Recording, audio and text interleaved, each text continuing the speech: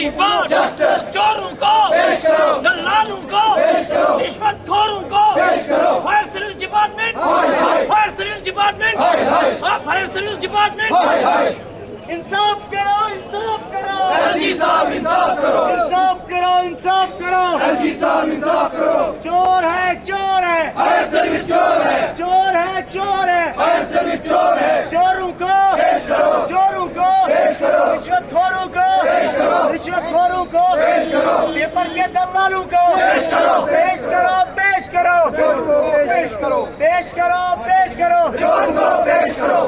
आपका नाम? जी मेरा नाम समीर अहमद। आज के प्रोटेस्ट के बारे में बताइए। जी सर, आज हमारा ब्लैक डे है। आज ही के दिन 3 अक्टूबर 2020 को फायर एंड इमरजेंसी की जो स्कैम से बड़ी लिस्ट है वो आज मंजर आम पे आई थी।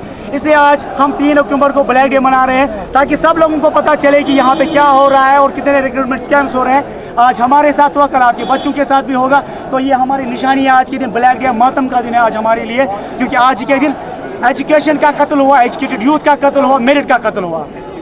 इसीलिए हम आज के दिन ब्लैक डे मना रहे हैं। आप देख रहे होंगे कि ये ब्लैक जो फ्लैग्स इनके हाथों में, एस्पिरेंट्स के हाथों में, या ये ब्लैक बैनर जो आप देख रहे हैं, ये इस चीज़ की निशानी है कि आज हम ब्लैक डे मना रहे हैं। अच्छा, आपकी डिमांड क्या है? हमारी यही डिमांड है कि एलजी साहब ने fire and emergency recruitment scam में एक कमेटी कॉन्स्टिट्यूट की थी। 2 साल प्रोटेस्ट करने के बाद उसने हमारी बात सुनी तो एक कमेटी कॉन्स्टिट्यूट की थी 12 दिसंबर 2022 को, और उन्होंने कमेटी को टाइम पीरियड दिया था 1 महीने का, जो ख़त्म होता था 12 जनवरी 2024 को। अनफॉर्चुनेटली अभी तक 10 महीने गुजर गए।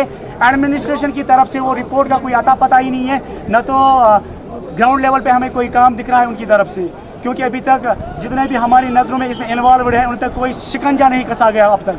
अब आप क्या चाहते हैं? हम यही चाहते हैं कि रिपोर्ट को जल्द अज जल्द जो है वो पब्लिक डोमेन में लाया जाए।